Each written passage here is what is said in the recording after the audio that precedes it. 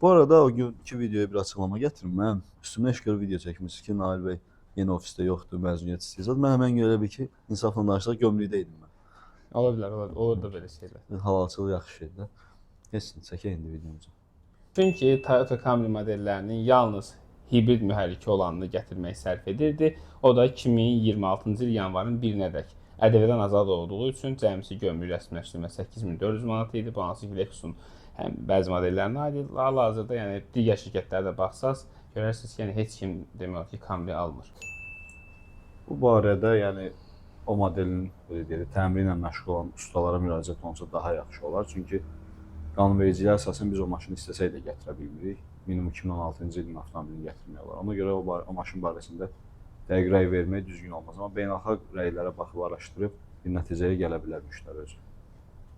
SUV-lərin bir neçə növü var. Bura kompakt SUV, crossover, large SUV daxil etmək olar. Yəni bu hansı büdcə civarıdır, necə bir avtomobil, hansı kontingenti, daha doğrusu hansı qitənin istehsalı olan avtomobillər. Yəni bu sual biraz geniş cavab doğurur. Ona görə də bu sualın cavabını gələn videolarda verərik.